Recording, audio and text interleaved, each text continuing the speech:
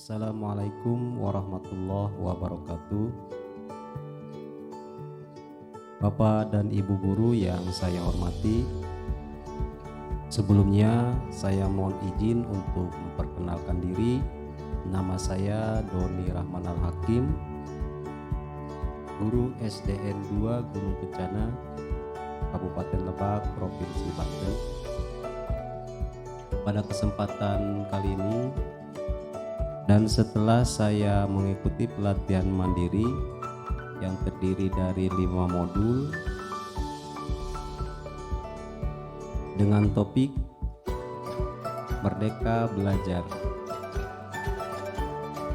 menyebarkan pemahaman Merdeka Belajar. Adapun topik Merdeka Belajar yang pertama diharapkan untuk pemahaman, gagasan, dan prinsip pendidikan berdasarkan pemikiran Ki Hajar Dewantara, yang kemudian pemahaman untuk memfasilitasi murid agar tumbuh sesuai dengan kodratnya. Kemudian yang ketiga, dari topik Merdeka Belajar ini kita dapat menerapkan pembelajaran yang memerdekakan murid.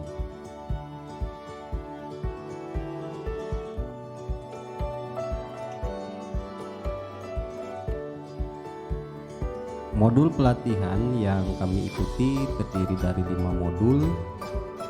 Yang pertama, mengenali dan memahami diri sebagai pendidik. Kemudian modul kedua, mendidik dan mengajar. 3, mendampingi murid dengan utuh dan menyeluruh. Modul keempat, mendidik dan melatih kecerdasan budi pekerti.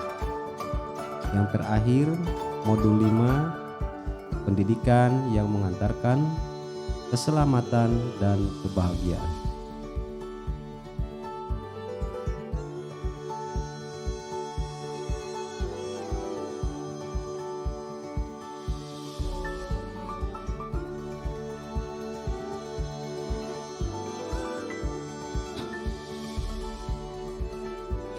Pada modul 1, mengenali dan memahami diri sebagai pendidik, telah disampaikan bahwa apapun profesi kita telah menyadari kebutuhan untuk terus belajar secara mandiri. Demikian juga peran kita sebagai pendidik atau guru, kita perlu terus belajar agar bisa menghantarkan murid untuk berdaya dan menjadi manusia merdeka. Manusia merdeka adalah manusia yang hidupnya bersandar pada kekuatan sendiri, baik lahir maupun batin, dan tidak tergantung pada orang lain. Tentunya kita harus terus beradaptasi dengan perubahan yang ada agar bisa menciptakan proses pembelajaran yang sesuai dengan kebutuhan murid.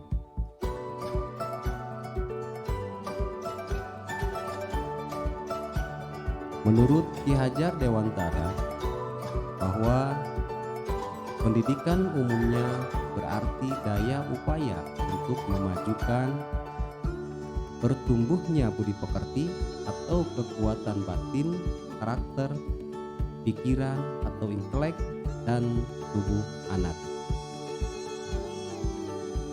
Selanjutnya, pada modul 2, mendidik dan mengajar. Mendidik adalah menuntun segala kodrat yang ada pada murid agar mereka dapat mencapai keselamatan dan kebahagiaan yang setinggi-tingginya, baik itu sebagai manusia maupun anggota masyarakat. Pendidik tidak dapat menentukan dan berkehendak akan hidup dan tumbuh murid. Yang bisa pendidik lakukan adalah menuntun tumbuh atau hidupnya dengan mengerahkan segala daya upaya untuk memajukan perkembangan budi pekerti, pikiran, dan jasmani murid agar dapat memperbaiki perilakunya.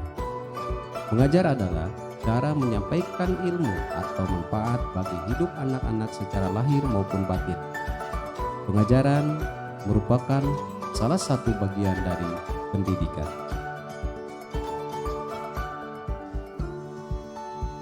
Metode pengajaran di zaman kolonial Belanda yang menggunakan sistem pendidikan perintah dan sanksi tanpa sadar masuk ke dalam cara guru-guru kita mendidik murid-muridnya. Mungkin sampai saat ini praktek pengajaran seperti itu masih berlangsung atau terus dilakukan. Contohnya seperti kasus kekerasan pada murid. Murid mendapat hukuman atau sanksi berat saat tidak menyelesaikan tugas. Fokus pada orientasi kognitif saja sehingga perkembangan kecakapan dan sosial emosional murid terabaikan.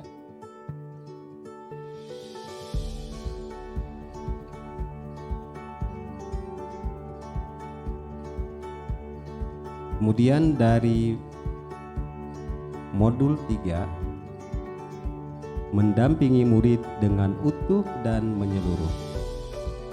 Menurut Ki Hajar Dewantara, segala perubahan yang terjadi pada murid dihubungkan dengan kodrat keadaan, baik alam dan zaman. Kodrat alam berkaitan dengan sifat dan bentuk lingkungan di mana mereka berada. Kodrat zaman adalah bagian dasar pendidikan murid yang berhubungan dengan isi dan irama yang bergerak dinamis sesuai dengan perkembangan zaman. Sebagai seorang guru, kita memahami kodrat keadaan masing-masing murid, sehingga dapat memberikan pengalaman-pengalaman belajar yang sesuai di mana murid tinggal dan sesuai dengan perkembangan zaman pada saat ini.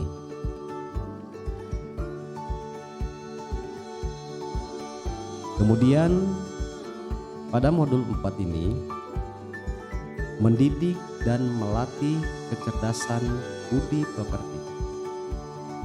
Budi pekerti merupakan hasil dari bersatunya gerak pikiran, perasaan, dan kehendak atau kemauan sehingga menimbulkan suatu tenaga. Budi pekerti yaitu perpaduan antara cipta atau kognitif dan rasa atau afektif sehingga menghasilkan karsa psikomotorik. Budi pekerti atau watak manusia dibagi menjadi dua bagian, yaitu bagian biologis dan intelligible. Rasa takut, malu, kecewa, iri, egois, dan segala perasaan manusia termasuk bagian biologis yang tidak dapat berubah. Kemudian kecakapan dan keterampilan pikiran, kemampuan menyerap pengetahuan termasuk bagian dari intelligible yang terdapat berubah karena pengaruh keadaan, lingkungan, dan pendidikan.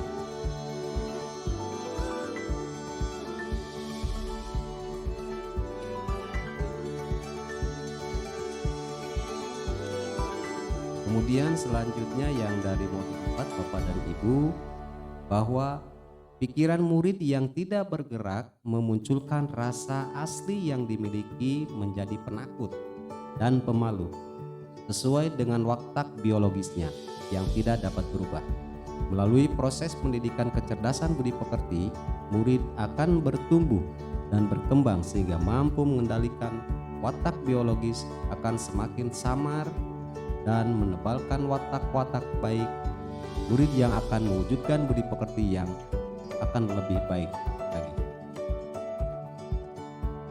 Seperti hal contoh misalnya untuk anak prasekolah, sebagian besar merasa takut atau malu saat awal kegiatan di TK sehingga masih ditunggu oleh orang tuanya tentunya. Namun setelah berjalannya waktu, murid tersebut menjadi pemberani. Rasa takut, malu menjadi tidak tampak atau semakin pudar karena sudah mendapatkan kecerdasan pikiran. Murid mulai pandai menimbang dan memikirkan sesuatu serta dapat memperkuat kemauannya untuk tidak malu dan tidak takut.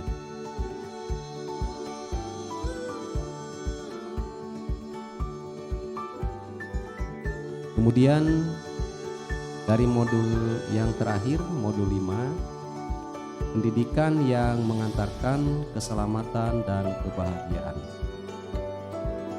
Disampaikan oleh Ki Hajar Dewantara mengenalkan sistem Among sebagai suatu metode pendidikan yang menekankan pada proses pembelajaran yang dikenal dengan Ingarso Song Tulodo ing Madyo Mangunkarso Tutwuri Handayani. Pesan Ki Hajar Dewantara, tuntunlah murid sesuai zamannya. Sekarang tentunya guru tidak lagi menjadi satu-satunya sumber pengetahuan, tetapi guru berperan sebagai fasilitator pembelajaran. Peran guru adalah memfasilitasi dengan baik dan benar bagaimana murid dapat membangun pemahamannya dengan maksimal. Kemudian tugas pendidik adalah mengembangkan seluruh potensi yang dimiliki murid, yaitu kecerdasan rasa, karsa, cipta, dan karya, agar murid menjadi manusia seutuhnya.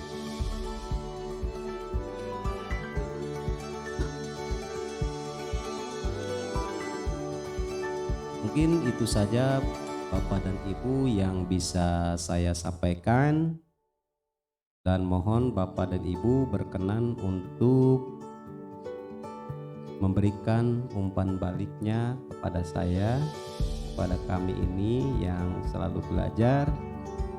Tentunya umpan balik Bapak dan Ibu ini semoga dapat memperbaiki kekurangan-kekurangan yang saya sampaikan tadi. Semoga apa yang dapat saya sampaikan tadi mudah-mudahan akan bermanfaat buat kita semua. Saya akhiri dengan billahi taufik wal hidayah. Assalamualaikum warahmatullahi wabarakatuh. Keep reading.